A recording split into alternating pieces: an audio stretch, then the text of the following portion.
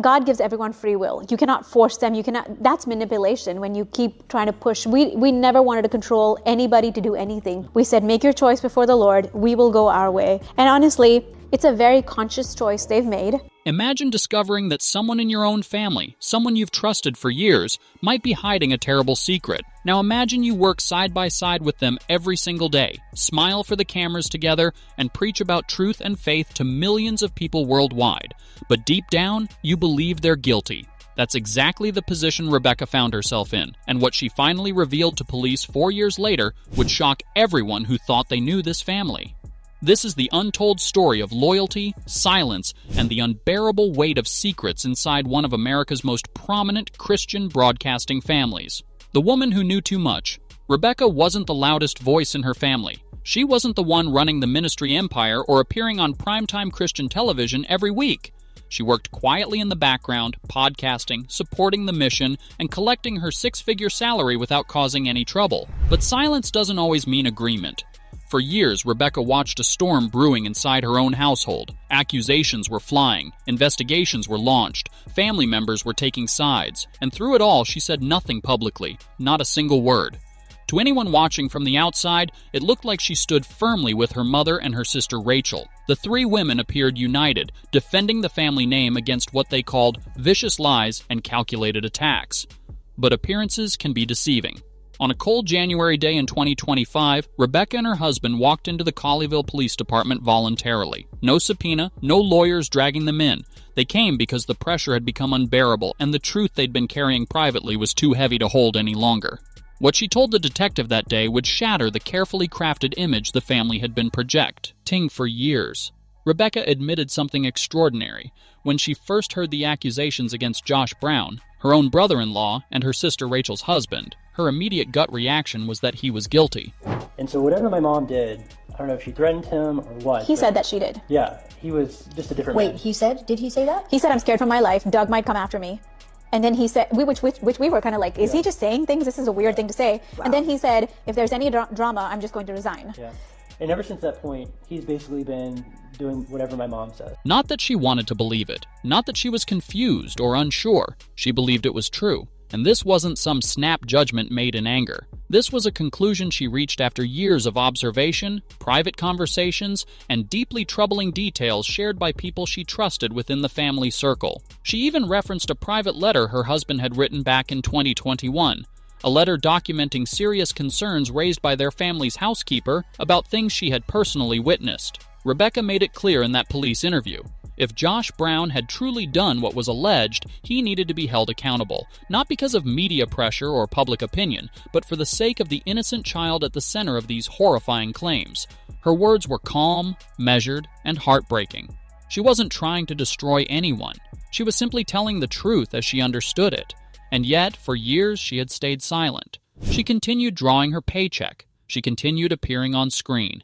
She continued standing beside the very people she privately doubted. Why?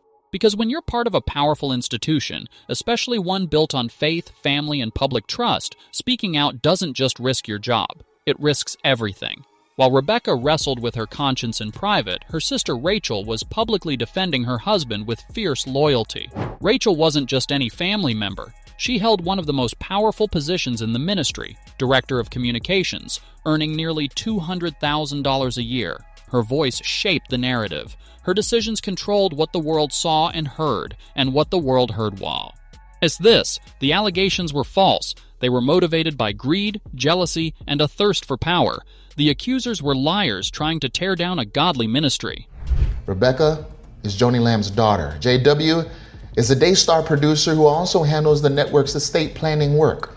Different men, different families connected to this story in completely different ways. Rachel stood by her husband.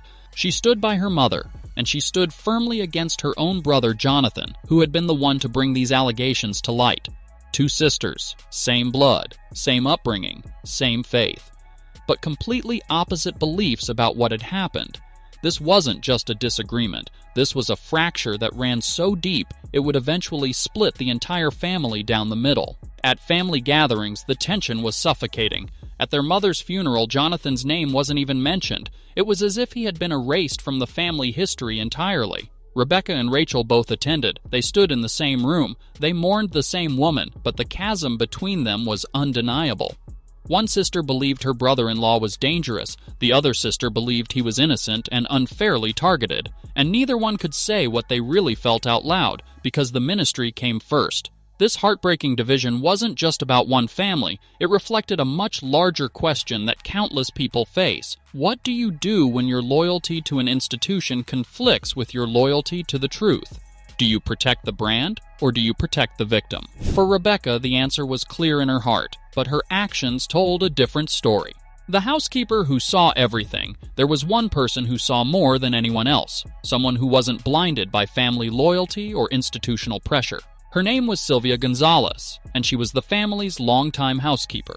Sylvia had access to the most private moments of this family's life. She was there during the vacations, the arguments, the quiet conversations behind closed doors, and she was there during the August 2021 family retreat in Florida, the trip that would later become the center of these explosive allegations. Sylvia saw things that troubled her deeply, small details that didn't add up. Behaviors that felt wrong, moments that stuck with her long after everyone else had moved on. But Sylvia was terrified to speak. Why? Because she knew that if she said anything publicly, she would lose her job. And the person she feared most wasn't Josh Brown or Rachel, it was Joni Lamb, the powerful matriarch who controlled everything. So Sylvia stayed quiet for years. But in 2021, shortly after that Florida retreat, Rebecca's husband reached out to Sylvia. He asked her questions, he listened carefully, and then he wrote a letter documenting everything she had shared. That letter became one of the most important pieces of evidence in this entire case, not because it was made public, but because it confirmed that Rebecca's concerns weren't baseless. They were informed by someone who had been there, someone who had seen it firsthand. When police finally contacted Sylvia in 2025, she was still scared, but Detective Nick Garcia reassured her. He told her that her job was protected and that her voice mattered. And so, after years of silence, Sylvia told her story on the record.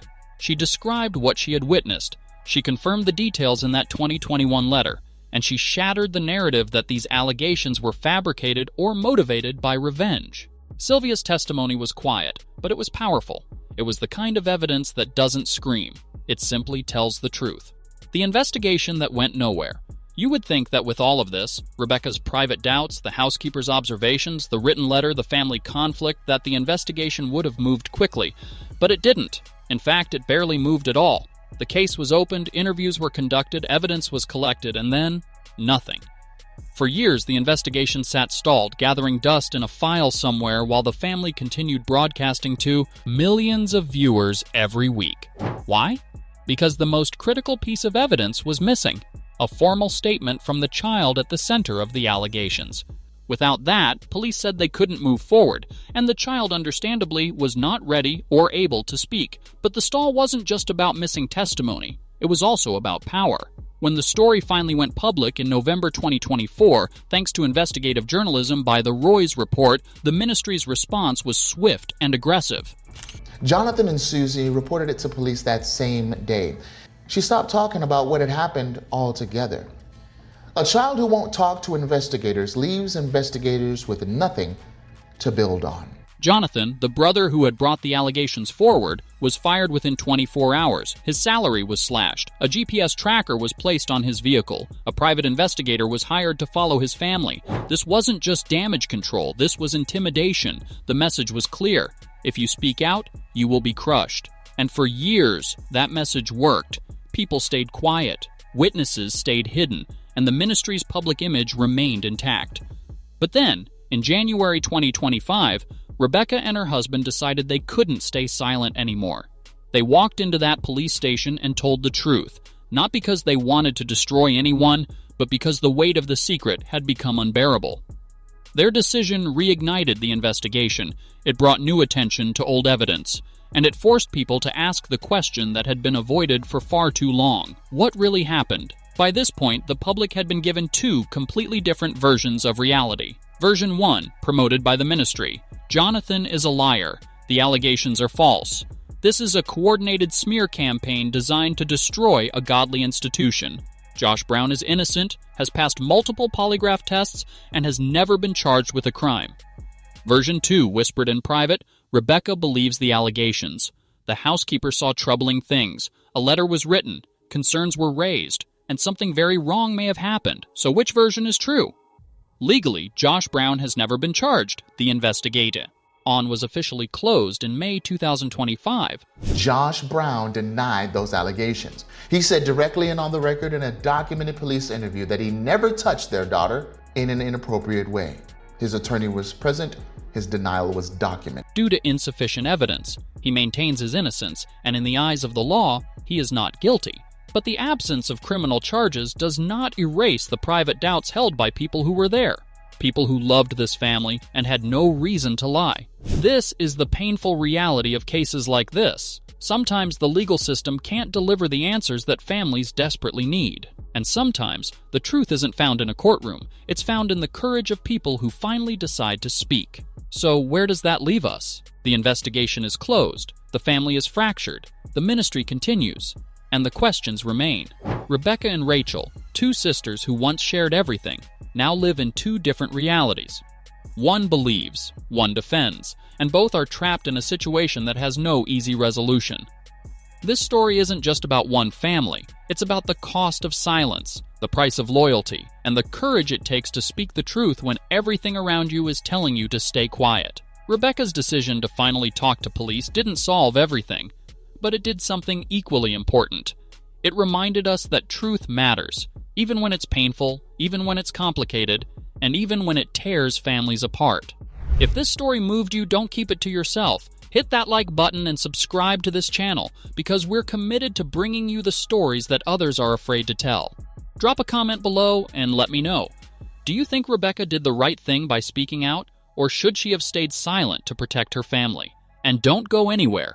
Click the video on your screen right now to dive deeper into another shocking chapter of this unfolding saga. You won't believe what happens next.